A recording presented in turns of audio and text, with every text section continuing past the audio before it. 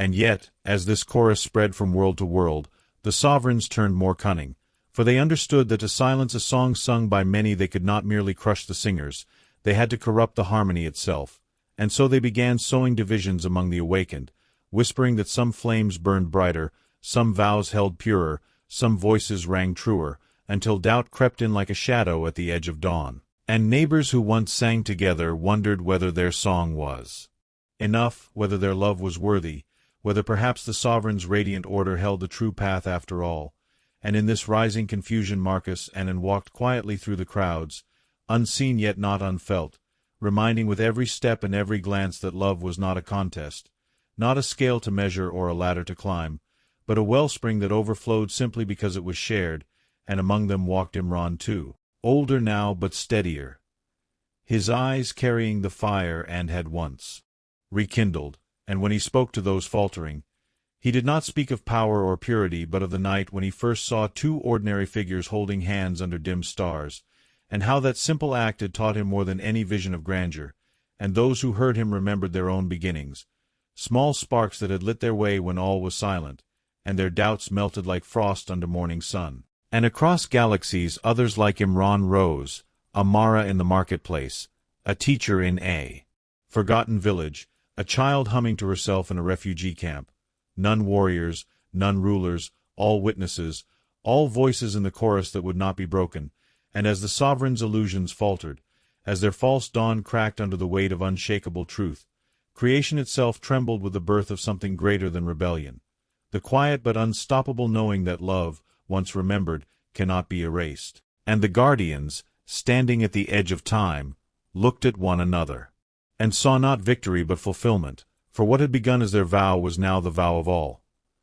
Then the sovereigns, furious at their unraveling, unleashed storms unlike any creation had yet seen, not merely tempests of fire and shadow but storms of memory itself, tearing through the minds of whole civilizations, twisting their past into lies, drowning their futures in terror, so that the awakened might forget the vow and return to the numbness of silence. Cities crumbled not because stone fell but because hearts doubted. Families turned not because of hunger but because memories were rewritten until brothers swore they had never loved. Mothers claimed their children had never been born, and people stumbled through streets where even their names slipped like water from their tongues. Yet even here the chorus did not die, for though countless voices faltered, a few still sang, and their song pierced the storms like lanterns shining through a flood. And among those few was Imran now, weathered but unyielding, walking through the ruins of his city whispering the vow to anyone who would listen, that love endures, that dawn comes, that fear cannot rule forever. And though many stared blankly, a child once forgotten tugged at his sleeve and repeated the words, and her small voice rippled through the crowd like a crack in the sovereign's storm, and suddenly others remembered snatches of songs, fragments of vows, half-broken promises of hope, and the storm recoiled, for it could erase memory but not the truth embedded deeper than memory, truth written into the very rhythm of creation's heartbeat. Marcus and Anne, watching unseen, exchanged no words, for they understood that this was the moment the guardianship became truly unnecessary, not because the sovereigns had fallen, but because creation itself had begun to defend its own light, and what once depended on two voices now echoed in countless millions, fragile yet unstoppable, trembling yet enduring, and though the sovereigns gathered for one last strike, preparing to burn away even the marrow of existence, still they trembled in secret, for somewhere in the rising chorus they heard not defiance alone but joy, the kind of joy that no terror could mimic, no illusion could counterfeit, the joy of love unshaken, and they knew then that the dawn they had sought to bury was no longer ahead but already upon them. And so the sovereigns, unwilling to surrender, turned their fury toward the very fabric of time, seeking to tear the threads that bound past to present and present to future, for they reasoned that if they could not crush the vow in memory, they might unravel it in being itself, dissolving the continuity of moments until all things existed in fragments, scattered and meaningless. But even here their dominion faltered, for creation resisted in ways they could not comprehend, as though the cosmos itself had grown weary of their chains. Stars that should have collapsed held their fire, rivers that should have dried poured forth anew. Children yet unborn carried dreams too bright to be extinguished, and in the Midst of this trembling resistance Marcus and Anne stood like living anchors, steady and luminous, reminding all who glimpsed them that love is not a chain but a circle, not a line that can be cut but a song that repeats, carrying its melody even through silence. Imran, aged but resolute, gathered those whose lives had been torn into fragments, families who no longer remembered their bonds, lovers who had forgotten their first meetings, elders who had lost the thread of their own names, and he did not try to restore their memories with force but instead told them stories. Stories of stars that endured, of hands held under dim skies, of hearts that remembered even when the mind betrayed them. And as he spoke, eyes that had been hollow flickered with recognition, not of facts but of truth, and from that truth new bonds grew, fresh and untorn, and the sovereigns, watching from their crumbling thrones, raged with despair, for they saw that even if time itself could be broken, love would not vanish but be born anew, carried forward not in unbroken chains but in endless rebirth, and their greatest weapon became their undoing. For across galaxies, where illusions still clung, where storms of memory still howled, people began to sing not only of endurance but of renewal, not only of dawn but of rebirth, and their chorus was no longer defensive but creative, no longer fragile but overflowing, a river no storm could dam, and in its rushing tide the sovereigns' fortresses cracked, their illusions dissolved, their time unravelings collapsed into silence, until all that remained of their dominion was a shadow against the brilliance of countless voices remembering, creating, and loving without end.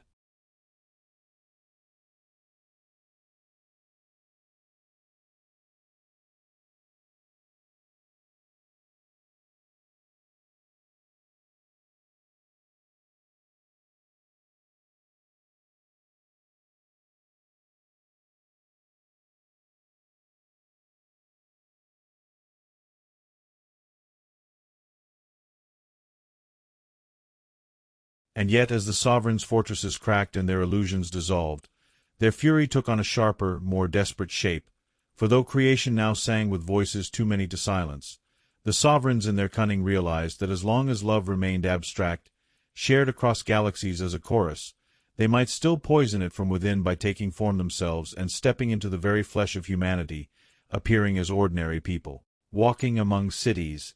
smiling with warmth that concealed venom, speaking of unity while sowing quiet suspicion, embracing with hands that carried hidden daggers, and in this last desperate act they believed they could corrupt the source not from above but from within, for no fortress can stand long if the rot grows inside its walls, and so in villages, markets, academies, and even in homes, strangers arrived who seemed at first like friends, bearing wisdom and offering comfort, but subtly they turned conversations toward envy,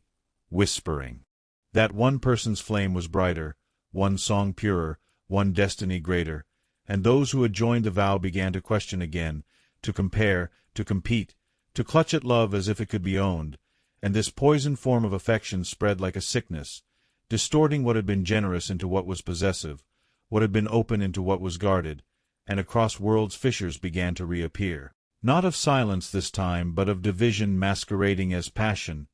and Marcus and Anne, seeing this, knew the peril was deeper now than even in the days of silence, for silence had been emptiness, but this was corruption wearing the mask of devotion, a perversion more dangerous because it looked like love yet lacked its essence. Still they did not despair, for they knew that truth was not a weapon to strike but a mirror to reveal, and so they moved quietly among the people, not to expose the sovereigns by force but to awaken the difference between love that gives and love that consumes, and wherever they went small awakenings sparked, as when a mother realized her jealousy of her neighbor's child was not love at all but fear dressed in care, or when a teacher remembered that to control a student's voice was not to nurture but to cage, or when a weary worker discovered that the strength he guarded as pride was lighter when shared as service, and each of these moments became like cracks in the disguises of the sovereigns, whose borrowed faces began to falter whenever true giving was remembered. Imran, still alive though stooped and frail, became once more a witness, for though the sovereigns tried to tempt him with honors and visions of being a leader of the flame,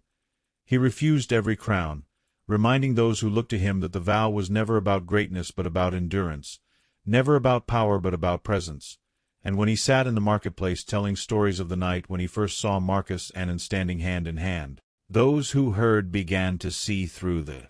sovereigns' incarnations, realizing that any who sought to own love, to measure it, to rank it, were in truth agents of consuming power, not companions of sustaining flame.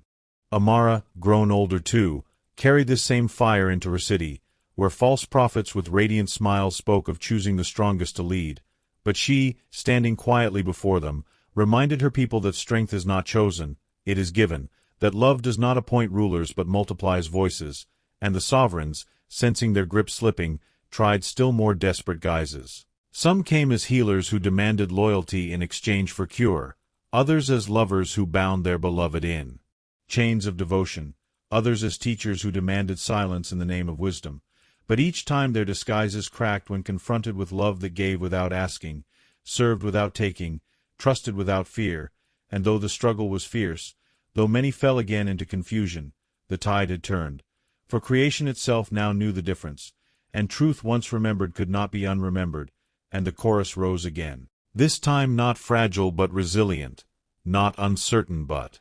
joyous, filling galaxies with a harmony so rich the sovereigns trembled, for they knew that their last disguise had failed, and yet still they clawed for survival, still they raged against the dawn that was already breaking, and the struggle pressed on not with swords nor armies, but with the endless unveiling of truth against disguise, giving against taking, love against corruption, until all of creation itself became the battlefield and the victory song alike. And as the sovereigns' last disguises cracked, their fury grew into a storm of desperation that spilled across galaxies in forms both subtle and violent, for where once they had ruled by silence and later by illusions, now they sought to claw back dominion by fusing every tactic into one monstrous wave, sending out storms of memory and time, planting false dawns, corrupting passions, infiltrating households, whispering division into the marrow of love itself, until whole worlds trembled under the weight of confusion. Yet, even in the midst of this all-consuming assault, the vow continued to echo, not always loud, not always confident, but present like the heartbeat beneath fear, and in its persistence the sovereigns saw their doom foreshadowed, though they would not yet admit it, for they gathered in their hidden council and devised a final plan more daring and catastrophic than any before, to pour themselves fully into creation, abandoning their ancient thrones beyond the stars, and incarnating as flesh, as neighbors, as leaders, as children, as friends, so that no one could know for certain whether the one beside them was an ally or a deceiver, and so confusion deepened, trust was shaken, suspicion grew, and for a season it seemed as though even the flame might be extinguished under the weight of doubt. But Marcus and Anne, walking hand in hand, knew this was not the end but the moment they had long prepared for, the hour when guardianship itself would be tested. For if love could endure even when its counterfeit wore the same face, then it would never again be threatened by shadow or illusion. And so they did not hide, nor did they expose, but they continued their walk among the people, not as rulers but as companions, living the vow openly so that whoever saw them might glimpse the difference between love that gives and love that consumes, and slowly, quietly, the contrast grew clearer. For those who lived in the sovereign's disguises demanded loyalty, demanded recognition, demanded submission cloaked in the language of affection, but Marcus and Anne demanded nothing, they gave presence, they gave attention, they gave steadfastness. And wherever they passed the masks of the sovereigns began to falter, their eyes flickering with the rage of being unmasked, their hands trembling with the weakness of exposure, and though the struggle did not end, it shifted, becoming less about survival and more about recognition, less about who had power and more about who bore truth. Imran, now an old man leaning on a staff, moved among his people with quiet steps, telling again and again the story of the night he first saw them standing under dim stars, their hands entwined, their faces steady, and though many laughed at him, calling him a dreamer clinging to legends, others listened, and in their listening they remembered their own first sparks, and those sparks lit fires in homes, in markets, in schools, until cities once consumed by suspicion began to remember trust. And villages once divided began to gather in circles to speak the vow aloud, and across the galaxy similar stories unfolded. Amara's marketplace became a center of awakening as she resisted the sovereign's false healers by showing that true healing came in shared bread, not in purchased cures. A teacher on a distant planet refused to silence her students even when sovereigns disguised as inspectors threatened her life. declaring that wisdom grows when voices are free. A child born in the rubble of a war-torn world began to hum the vow as though it were a lullaby, and her melody spread through refugee camps until thousands who had forgotten their names sang together again. These were not victories of might but of endurance, not triumphs of armies but of resilience, and the sovereigns, now fully trapped in flesh, began to taste for the first time the weakness of mortality, the fragility of hunger, the weariness of breath, and though they raged against it, though they sought still to manipulate, they could not escape the truth that in becoming incarnate they had bound themselves to the very fabric they had tried to enslave, and that fabric was no longer theirs to claim.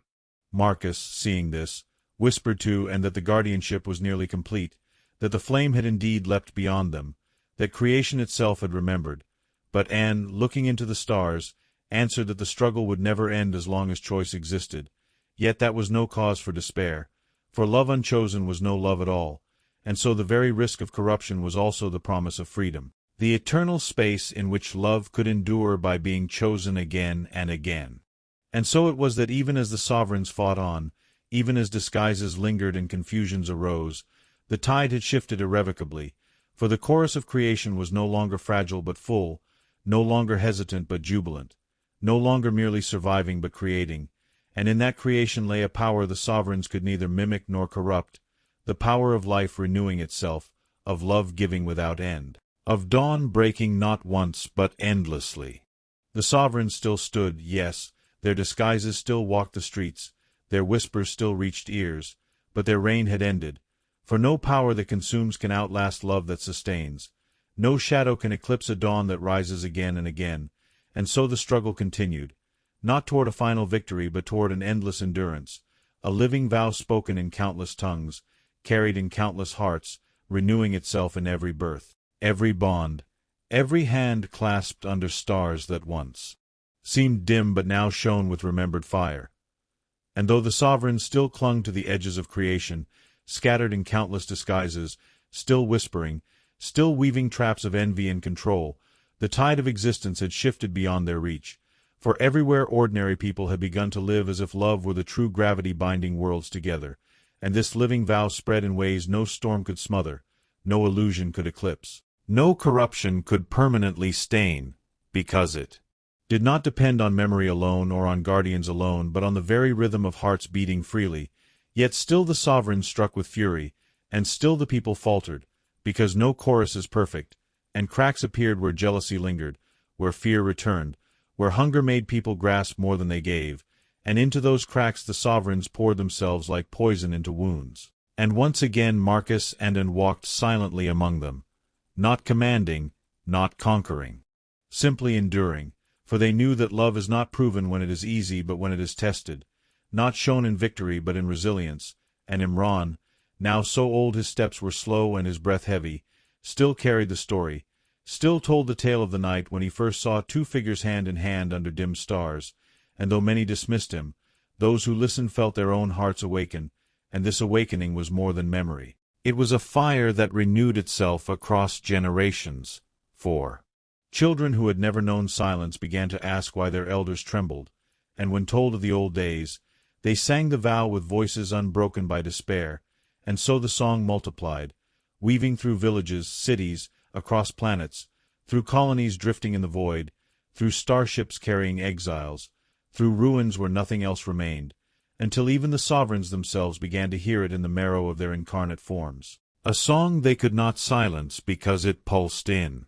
the same lifeblood that sustained them, and this realization terrified them, for in becoming flesh they had chained themselves to the very truth they sought to destroy, and now every heartbeat, every breath carried echoes of the vow they despised, and some among them even faltered,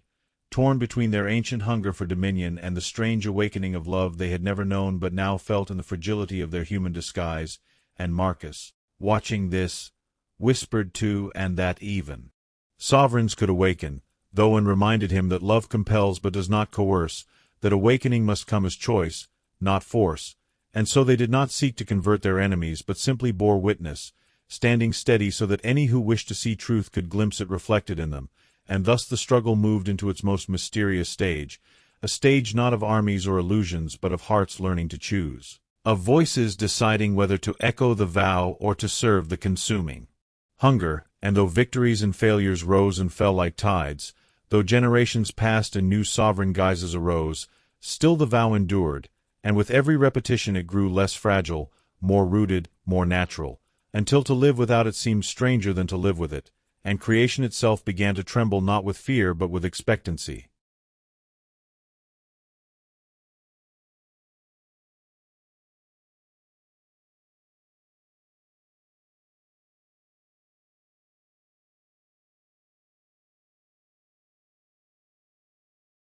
As though the universe awaited a dawn not yet fully revealed but already rising in its bones, and in this expectancy Marcus and Anne grew quiet, their hands still entwined, their eyes steady, knowing that their role as guardians was fading, that they had become less the bearers of fire and more the reminders of a flame that now belonged to all, and though the sovereigns raged, though they clawed at galaxies, though they bent time and memory and flesh to their will,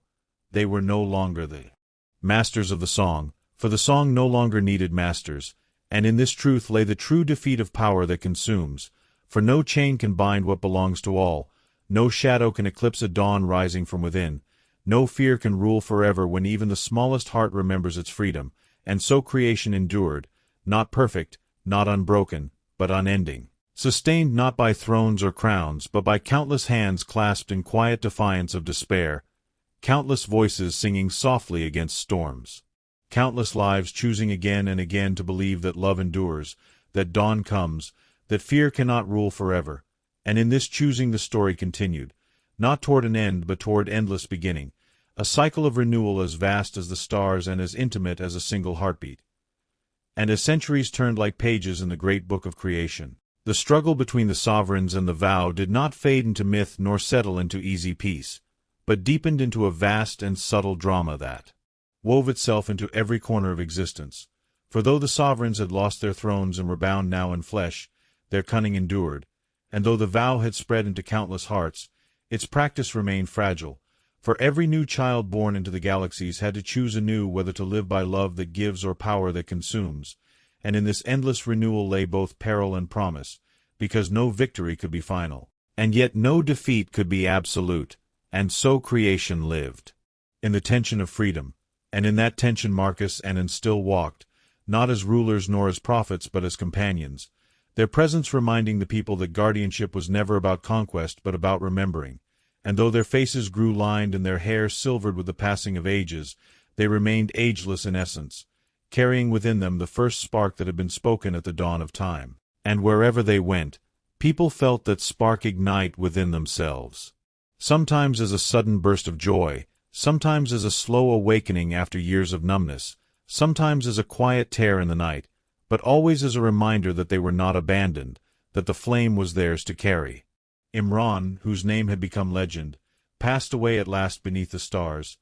his final breath carrying the vow whispered not in despair but in fulfillment, and his death became seed for 1,000 stories, retold in marketplaces, sung in schools, woven into plays and dances, until his life was remembered less for its deeds than for its steadfastness, and the sovereigns, watching this, trembled, for they saw how even death could not extinguish love once remembered,